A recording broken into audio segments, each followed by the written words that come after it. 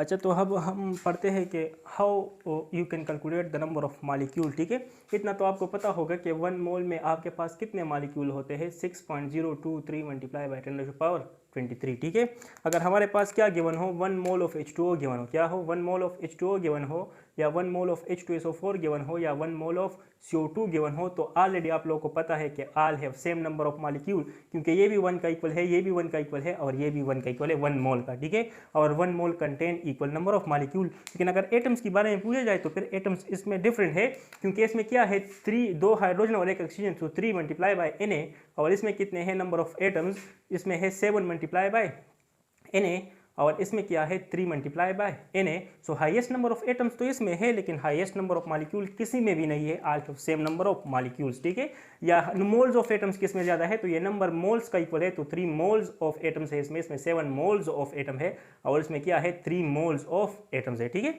तो ये आपके पास अगर लेट सपोज आपको same number of moles given हो, तो आपके पास नंबर ऑफ मॉलिक्यूल क्या होंगे, सेम होंगे, लेकिन ज़रूरी नहीं है कि उसमें नंबर ऑफ एटम्स सेम हो। ठीक है, अब आप लोगों के पास क्या है, अब लेट सपोज आप लोग के पास एक क्वेश्चन है, और वो ये है कि how which one have highest number of moles. ठीक है, आप लोगों के पास 18 ग्राम H2O गिवन है, और आप लोगों के पास क्या है, आप लोगों के पास 44 ग्राम, आपके पास लेट सपोज आप लोगों के पास ये 22 ग्राम गिवन है, 22 ग्राम ऑफ CO2 गिवन है, और आप लोगों के पास 49 ग्राम ऑफ H2SO4 गिवन है, 49 ग्राम H2SO4 गिवन है। ठीक है, तो which one have highest number of mole, तो जिस sorry which have highest number of moles, so they will have the highest number of molecules. ठीक है, तो पहले तो आप नंबर ऑफ मोल्स को फाइंड करें, तो नंबर ऑफ मोल्स आपके पास क्या होता है, mass in gram divide by molar mass, तो इसका जो मास इन ग्राम है वो 18 है, और डिवाइड बाय इसका मोलर मास भी 18 होता है, तो ये आपके पास 1 मोल हो गया। ठीक है, तो इसमें कितने मॉलिक्यूल है आपके पास, 1 मल्टीप्लाई बाय Na मॉलिक्यूल है। ठीक है, इसमें अब इसमें आप क्या करें, अब इसमें आप लोग मास इन ग्राम, तो 24 कार्बन डाइऑक्साइड का मोलर मास 44 होता है, तो इससे आपके पास 0.5 आता है, it's mean that there is 0.5 multiply by Na molecule. ठीक है, इसी तरह आप H2SO4 का भी कैलकुलेट करें, तो H2SO4 का जो मोलर मास होता है वो इसका 98 होता है, क्योंकि 2 + 32 + 64, तो 98, क्योंकि एक ऑक्सीजन का क्या होता है 16 होता है, तो 4 ऑक्सीजन का 64 हो जाएगा। ठीक है, इतना तो आपको पता होगा बेसिक्स ऑफ केमिस्ट्री कि व्हाट इज मॉलिक्यूलर मास, फिर उस मॉलिक्यूलर मास को ग्राम पर मोल में एक्सप्रेस करने को ही मोलर मास बोला जाता है। ठीक है, या the mass of 6.023 multiply by 10⁻23 similar thing is called what is called molar mass. ये आप लोगों को ऑलरेडी पता होगा कि आप लोगों के पास क्या है, मैं जनरली आप लोगों को बताता हूँ कि आप लोगों के पास क्या होता है। लेट सपोज वाटर है, क्या है, वाटर है, और उसके एक मॉलिक्यूल का मास क्या है, 18 AMU है, क्या है, 18 AMU है। ठीक है, अब हमारे पास क्या होगा, अगर हमारे पास 1 AMU किस चीज़ का इक्वल होता है, 1 AMU हमारे पास इक्वल होता है 1.6 मल्टीप्लाई बाय 10⁻⁻24 ग्राम, तो 1 ग्राम किस चीज़ का इक्वल हो जाएगा, 1 ग्राम इक्वल हो जाएगा 1 AMU, और इस नंबर को इस साइड पर शिफ्ट करो तो 1.6 मल्टीप्लाई बाय 10⁻⁻24। ठीक है, तो यहाँ पर क्या जाएगा, इसको इस पर डिवाइड करो 1, तो ये आ जाएगा 6.023 मल्टीप्लाई बाय 10⁻23 AMU। ठीक है, अब यहाँ पर आप पुट करें, अगर लेट सपोज यहाँ पर मैं क्या करूँ, अगर ये तो एक मॉलिक्यूल का मास है, तो अगर मैं इसको किसके साथ मल्टीप्लाई करूँ, मैं इसको मल्टीप्लाई करूँ AMU मल्टीप्लाई बाय इसको इस नंबर से मल्टीप्लाई करूँ, तो 6.023 मल्टीप्लाई बाय 10⁻23, तो इसका मतलब क्या होता है, इसका मतलब होता है ग्राम, तो 18 ग्राम, सो 18 gram is the mass of 6.023 multiply by 10⁻23 molecule of H2O। ठीक है, ये बात याद रखना, जनरली हम कहते हैं कि the molecular mass is express in gram is called what is called molar mass, तो वो तो ठीक है, लेकिन अगर रिजर्वेशन आ गया कि the mass of 6.023 multiply by 10⁻23 similar thing is molar mass, तो हाँ मोलर मास एक स्पेसिफिक नंबर होता है, और वो किसका नंबर होता है, वो 6.023 मल्टीप्लाई बाय 10⁻23 सिमिलर थिंग का होता है। ठीक है, ये बात याद रखना इंपॉर्टेंट है।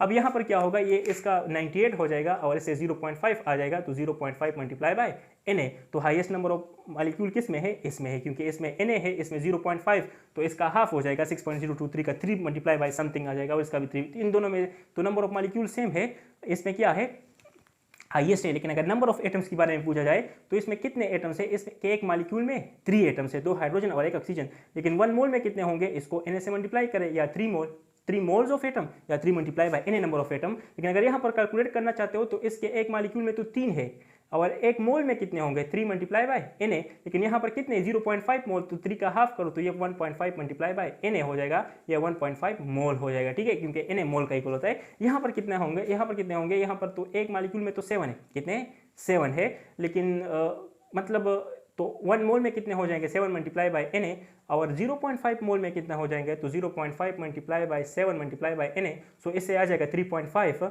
Multiply by Na। तो देखो इसमें नंबर ऑफ एटम्स हाईएस्ट है, लेकिन नंबर ऑफ मॉलिक्यूल किस में है हाईएस्ट। ये जरूरी नहीं है कि जिसमें नंबर ऑफ मॉलिक्यूल हाईएस्ट हो उसी में ही नंबर ऑफ एटम्स हाईएस्ट होंगे, नहीं, इट्स नॉट द नेसेसरी, ठीक है।